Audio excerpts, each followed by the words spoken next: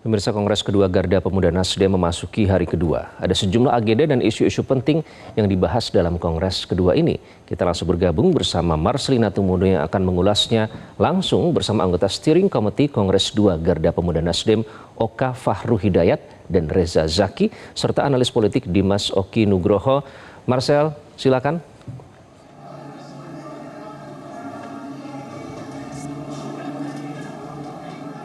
Baik, selamat malam Iqbal dan juga pemirsa. Di hari kedua berlangsungnya Kongres kedua Garda Pemuda Nasdem. Tentunya sudah ada berbagai diskusi yang digelar secara internal dan juga sudah ada hasilnya. Nah, lantas seperti apa langkah-langkah ataupun aksi nyata dari digelarnya Kongres kedua Garda Pemuda Nasdem ini. Dan nantinya juga kita akan menantikan pidato dari Ketua Umum Partai Nasdem Surya Paloh terkait dengan bagaimana organisasi sayap dari Partai Nasdem ini bisa berkarya, berkiprah ke depannya untuk menjadi wadah bagi anak-anak muda. Kita akan membahas lengkapnya Iqbal dan juga pemirsa bersama dengan 3 orang narasumber yang sudah berada bersama kami di BD Studio on Location Metro TV. Sudah bersama saya di sini ada Kak Oka Fahru Hidayat, anggota Steering Committee Kongres kedua Garda Pemuda Nasdem. Selamat malam Kak Oka. Terima kasih atas waktunya di tengah kesibukan Kongres ini Kak Oka. Alhamdulillah udah selesai kongresnya. Alhamdulillah sesaat lagi akan ditutup ya. Baik, dan selain itu juga ada Kak Reza Zaki, anggota Steering Committee Kongres kedua Garda Pemuda Nasdem. Selamat malam Mas Zaki, terima kasih. Dan selain itu juga ada analis politik Mas Dimas Oki Nugroho. Selamat malam Mas Dimas. Selamat malam Mbak Marcel. Terima kasih. Baik, kita langsung saja berbincang pemirsa dan ke Kak Oka terlebih dahulu. Kak Oka, kalau melihat sudah berlangsung 2 hari ini, tentunya sudah ada berbagai hasil yang disepakati. Apa yang paling signifikan Kak Oka? Yang pasti alhamdulillah kita sudah menetapkan secara aklamasi Ketua Umum Garda Pemuda Nasdem, Kakak Prananda Surya Paloh. Kemudian kita menetapkan 5 program aksi yang akan kita laksanakan selama kepengurusan ke depan dan juga resolusi Kongres. Jadi ada 3 poin utama hasil Kongres, yaitu penetapan Ketua Umum, program aksi, dan resolusi Kongres. Jadi dan kita mencoba untuk mengambil isu-isu yang memang hari ini diperhatikan dan menjadi kegelisahan dari anak muda. Seperti contohnya ketenagakerjaan, terus lingkungan, habis itu narkoba, dan juga mental health. Jadi isu-isu ini yang kita godok dan kita diskusikan bersama dengan DPW-DPD se-Indonesia yang menjadi program aksi. Isu-isu ini kan sangat banyak dan tentunya sangat strategis ya Kak. Mungkin apa yang bisa disarikan dari keseluruhan ini? Tadi hasil kongres di komisi kita itu membahas tentang satu adalah bagaimana kita bisa membantu pekerja-pekerja informal. Yang hari ini juga kita tahu di DPR sedang ada pembahasan RUU Gig Ekonomi. Nah, kita mengambil langkah, kita membantu ini. Apa bantuannya? Kita akan meluncurkan Arisan JHT Nasdem. Arisan JHT Nasdem ini adalah bagaimana kita mengajak sebanyak-banyaknya pekerja sektor informal, baik itu pedagang pasar, ojol, pedagang kaki lima, untuk punya JHT. Mengapa demikian? Karena mereka mampu untuk bayar JHT ini, tapi mereka tidak terekspos oleh informasi dan keuntungan dan kelebihan ketika mereka ikut ini. Jadi kami mengajak sebanyak-banyaknya dan ini juga akan dilakukan oleh kader-kader kami. Kebetulan tadi di Kongres juga ada beberapa kader yang malah sudah menjadi kader perisai. Perisai itu adalah program yang ada di BPJS Tenagakerjaan yang untuk merekrut peserta-peserta asuransi JHT. Nah, itu yang pertama. Yang kedua ada restorasi terumbu karang untuk isu lingkungan. Jadi kita bergerak di blue economy. Yang kemudian ada juga untuk internal kaderisasi dan bagaimana kita mengembangkan dan memastikan kader-kader kita itu cakap, mampu dan bisa bermanfaat lebih besar kepada masyarakat. Kita membentuk Akademi Restorasi yang akan bekerjasama dengan Akademi Bela Negara Partai Nasdem. Terakhir, program kita adalah Ruang Aman untuk Perempuan. Ini yang mungkin bisa menyentuh kegelisahan dari baik itu ibu muda, remaja maupun juga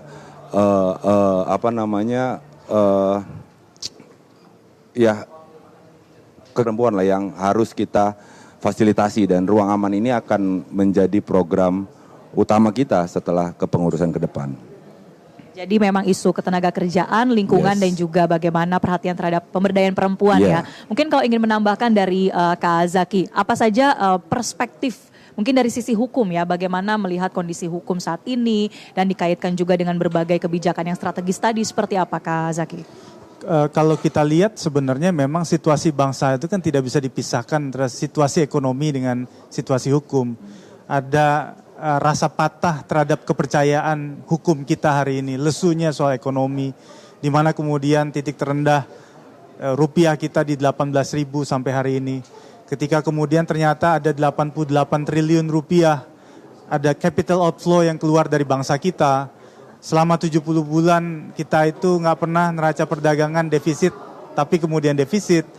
Situasi ini yang kemudian menjadi relevansi ketika kemudian kita melihat bahwa kepastian hukum terutama pada sektor investasi, pada sektor kredit itu kemudian dianggap menjadi problem yang utama. Tata kelola anggaran yang kemudian menghasilkan situasi ekonomi domestik kita yang tidak baik-baik saja itu juga menjadi concern kita. Tapi yang pasti sebenarnya Nasdem itu terutama dari kadernya yang Garda Pemuda Nasdem ini itu sudah melakukan kontribusi yang secara menyeluruh, tidak hanya terpusat tapi juga kemudian diberikan peran dalam konteks kebijakan publik gitu sampai desentralisasi. Karena kita punya beberapa anggota dewan di level nasional maupun daerah yang kemudian dia ikut terlibat dalam perancangan undang-undang sampai dengan peraturan daerah misalnya begitu. Dan kalau kita lihat misalnya dalam rekam jejak Nasdem ini, kita sudah mendorong misalnya ada RUU perlindungan tenaga kerja, ada RUU perbukuan, ada RUU soal pembinaan ideologi Pancasila. Bahkan kita sampai hari ini itu masih mendukung soal RUU perampasan aset. Yang kemarin sempat di DPR itu ada isu entah hoax atau apa yang katanya ditolak oleh DPR. Tapi Nasdem ada di garis terdepan untuk bisa sama-sama dengan masyarakat, terutama kaum pemuda, menyuarakan soal bagaimana aset recovery itu bisa dibereskan. Kalau koruptor ditangkap tapi asetnya tidak balik ke negara, kerugian keuangan negara tidak bisa menjadi solusi dan jalan keluar, exit strategi bagi kita semua. Tetap saja kita akan kekurangan uang, memelas pada bantuan internasional misalnya begitu, dan itu akan terus membelenggu masalah di bangsa kita. Mas Dimas, saya ke Anda. Jadi kalau melihat banyak sekali sebetulnya isu yang dibahas, tapi apakah memang Garda Pemuda Nasdem yang memang organisasi juga itu cukup strategis untuk memainkan perannya di sini, Mas Dimas?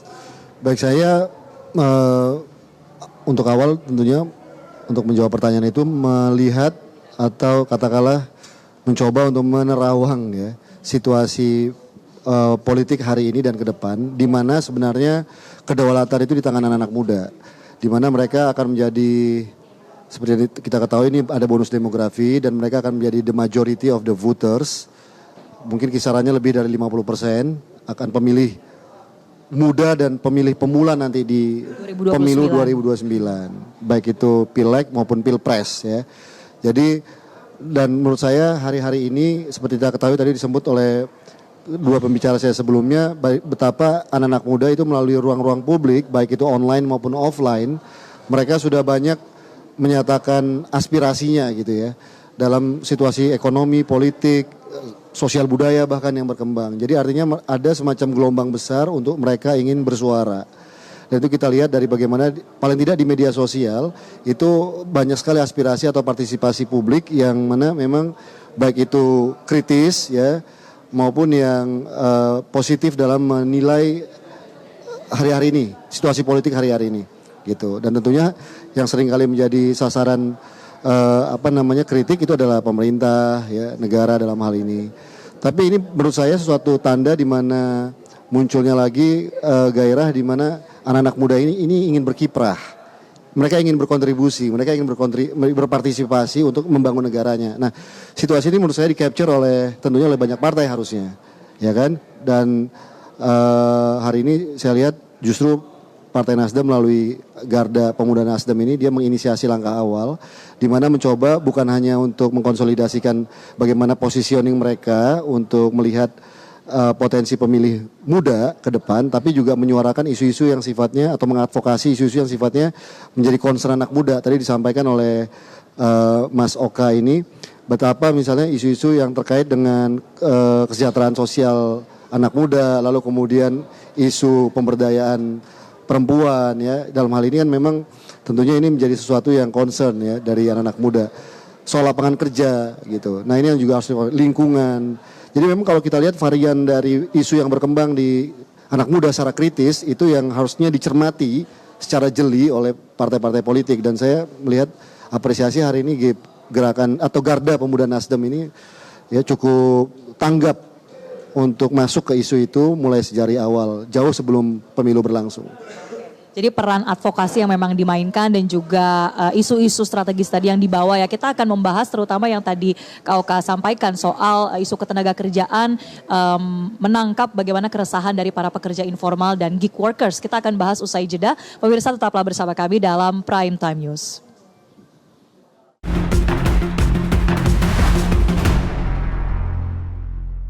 Dipersembahkan oleh, didukung oleh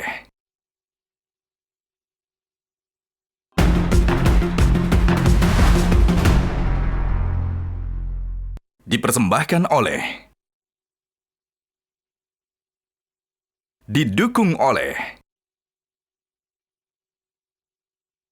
Mars Garda Pemuda Nasdem. Hadirin dimohon berdiri.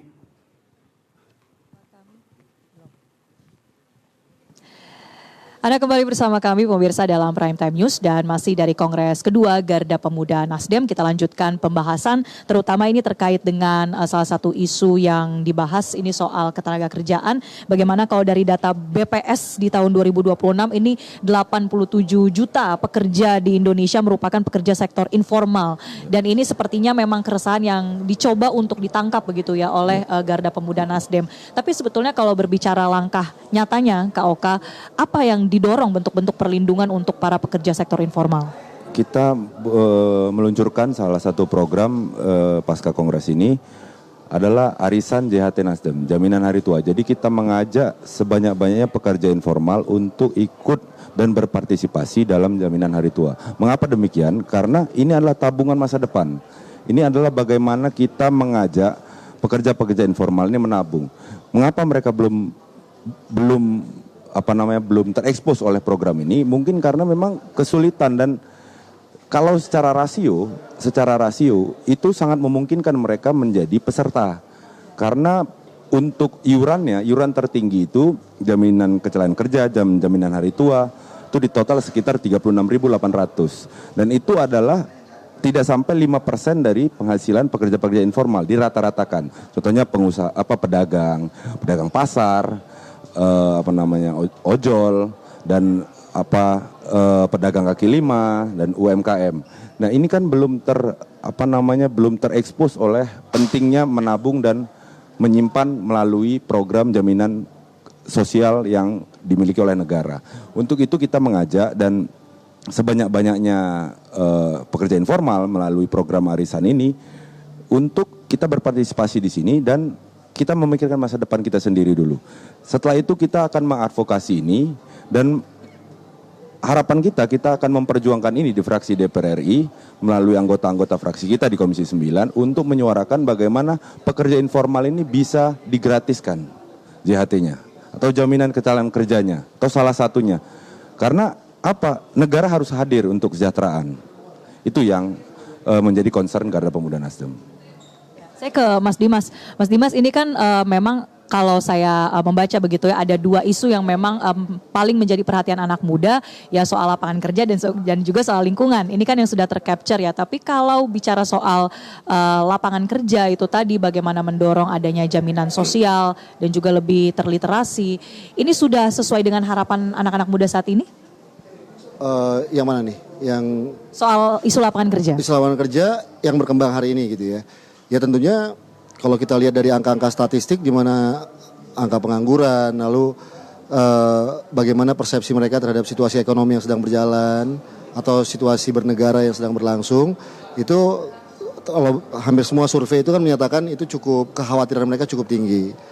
Nah ini dalam konteks social movement atau dalam sebuah sosiologi politik itu ada yang sebenarnya grievance. Grievance itu rasa kecemasan, rasa kekhawatiran, curhat gitu ya, kemudian atau katakanlah komplain yang itu dirasakan bersama, shared feelings dari hampir semua anak muda. Karena memang sebenarnya bukan fenomena Indonesia saja sebenarnya. Secara geopolitik hampir semua negara ini kan ada problem tantangan ekonomi ya dunia hari ini, dan bagaimana yang penting negara merespon itu. Nah, kekhawatiran di anak muda sebagai pengguna sosmed terbesar hari ini karena melihat konten-konten yang begitu meresahkan mereka, itu tentunya juga menjadi aspirasi yang mungkin bersifat kritisisme terhadap negara. Nah, ini harus direspon juga gitu. Nah, di sini menurut saya partai politik sebagai agregator penyambung lidah rakyat gitu ya, aspirasi masyarakat, ini juga harus melihat bahwa aspirasi ini harus diperjuangkan, bukan semata-mata juga sebagai target voter saja sebenarnya. Tapi kalau kita perhatikan adalah bagaimana tadi yang kita sampaikan mengadvokasi isu-isu yang menjadi concern bagi anak-anak muda, which is ini anak-anak bangsa semua. Jangan tidak hanya dilihat sebagai voters, tapi juga dilihat dari bahwa ini memang persoalan kebangsaan hari ini gitu. Nah, saya menarik karena kalau kita lihat dari concern Presiden Prabowo kan juga beliau menginginkan adanya sebuah soliditas sebagai sebuah bangsa, entitas bangsa, persatuan dalam menghadapi tantangan besar ya negara-negara hari-hari ini, termasuk khususnya Indonesia gitu. Nah, bagaimana sesungguhnya penggalangan sosial ini bisa juga diinisiasi oleh partai politik, oleh seperti Garda Pemuda Nasdem misalnya, untuk ikut mengadvokasi isu-isu yang menjadi concern juga, sehingga kemudian terjadi terbangun rasa trust antara rakyat dengan negara, dengan pemerintah, lalu kemudian terbangunlah itu namanya soliditas tadi gitu. Nah, soliditas ini penting karena untuk membangun resiliensi. Sebenarnya kan Presiden Prabowo ingin Indonesia ini bersatu, terbangun resiliensi, tapi itu agak mustahil terjadi jika di isu-isu yang menjadi concern, yang menjadi vital ini, yang menjadi urat nadi aspirasi dari rakyat ini tidak direspon dengan baik. Nah, saya pikir partai politik sebagai bagian dari masyarakat politik dan sebagai bagian dari political society itu dalam konteks membantu negara, membantu pemerintah merespon dengan bijak dan avokatif ya kan isu-isu yang menjadi concern dari the majority of the people hari ini, which is adalah anak muda. Kak Zaky, kalau bicara soal tantangan bagaimana menampung aspirasi itu dan melihat anak muda bukan hanya sekedar untuk menjadi voters, bagaimana Garda Pemuda Nasdem mengatasi tantangan itu? Iya, kalau tadi saya mengutip ada persoalan masalah lapangan kerja, kita ada 8 juta orang misalnya nggak bisa kerja di negara kita. Bahkan yang paling parah, data Kementerian Hukum terakhir itu ada 8.000 orang harus menanggalkan merah putihnya di dada mereka, pindah ke warganegaraan. Bahkan sudah muncul tuh gerakan-gerakan untuk pergi ke negara lain. Tidak hanya pergi tapi kemudian berpindah ke warganegaraan. Ini persoalannya kan persoalan yang kompleks. Lapangan kerja tidak disediakan, kepastian hukum tidak muncul, sehingga kemudian itu terjadi gerakan sporadis semacam itu. Tapi Garda Pemuda Nasdem sebenarnya ingin menyampaikan bahwa ini kerja kolosal dengan pemerintah. Kita bukan menjadi bagian yang berseberang-seberangan dengan pemerintah, tetapi justru ini shoulder to shoulder. Jadi bagaimana kemudian kita bisa merekatkan itu semua. Dan ini bagian kerja-kerja yang kemudian akan kita lakukan dari sisi teman-teman pemuda di sini. Dan saya yakin betul dengan kemudian kongres yang dilakukan hari ini, itu menunjukkan bahwa ada banyak aset di Partai Nasdem, Garda Pemuda Nasdem, untuk kemudian mencoba mengambil peran tadi itu. Agar kemudian persoalan-persoalan yang bisa kita ambil bagian, bukan sebagai policy maker mungkin, sebagian mereka ada pejabat publik, tapi sebagian yang bukan pejabat publik itu bisa mengambil peran-peran sebagai civil society. Itu yang kemudian nanti bisa masuk ke dalam. Karena kita tahu bahwa kenyataan soal alergi terhadap politik itu harus diselesaikan dengan cara-cara yang soft selling, dengan cara-cara yang kemudian proven. Gerakan-gerakan yang memang betul-betul bisa dirasakan oleh masyarakat. Karena kata Syahrir itu kan sebenarnya pemuda itu boleh pandai beretorika, tapi yang paling penting adalah dia bisa mampu mensejahterakan masyarakat. Karena itu cita-cita sebenarnya yang kemudian bisa kita lakukan, terwujud di sana. Oleh karena itu makanya kemudian Garda Pemuda Nasdem itu harus mengambil bagian yang terpenting tadi itu, mengisi kekosongan negara. Karena hari ini agak sulit ketika kemudian kita hanya mencoba mengutuk negara untuk menyelesaikan PR yang begitu banyak. Di samping kita tahu bahwa negara juga harus mengakui ada tata kelola yang tidak sempurna. Tapi di sisi lain kita harus ambil bagian di situ. Makanya kemudian kita mencoba untuk menggerakkan dari tingkat DPP sampai tingkat yang paling lokal sekalipun itu untuk segera melaksanakan berbagai macam program aksi dan resolusi agar keberadaan kita ini bisa betul-betul dirasakan di tengah mereka.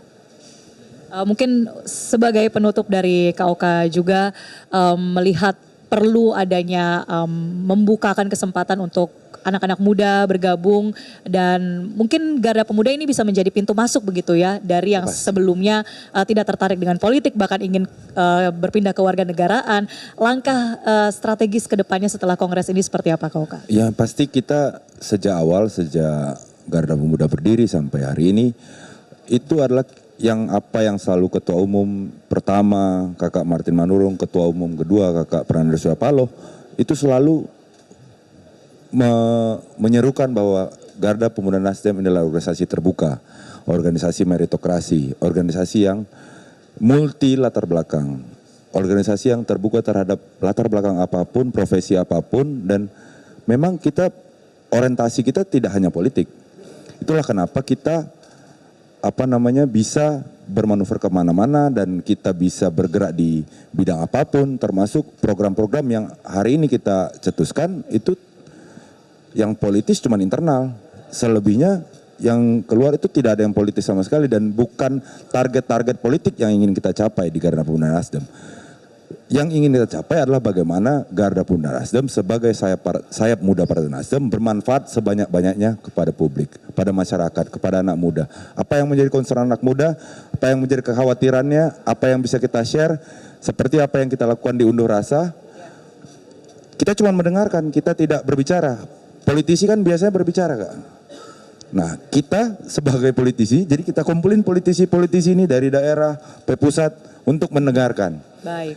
Itu yang kita tangkap dan kita coba aplikasikan. Jadi pasti kita sangat terbuka, tapi kita tidak bisa memaksakan kehendak juga, Kak. Kita juga nggak bisa memaksakan bahwa wah kita terbaik, kita yang ini. Enggak. Tapi kita berharap semua semua elemen masyarakat, khususnya yang pemuda ini bisa, ya itu tadi, kita sekarang hidup dalam dunia yang hyperpolitics. Apa-apa dikaitkan dengan politics. MBG dikaitkan dengan politik, warna bahkan dikaitkan dengan politik. Jadi, tapi tidak ada partisipasi, tidak ada presence. Itu yang politik. ingin didorong begitu ya, Yes. partisipasi yang bermakna pastinya. Baik, terima kasih KOK, Mas Dimas dan juga Kak Zaki sudah berbincang bersama dengan kita di sini. Iqbal dan pemirsa, kita nantikan sesaat lagi penutupan dari Kongres kedua Garda Pemuda Nasdem dan kami kembalikan ke studio. Baik, terima kasih Marcelina Tumudo melaporkan langsung. Jelajahi cara baru mendapatkan informasi. Download Metro TV Extend sekarang.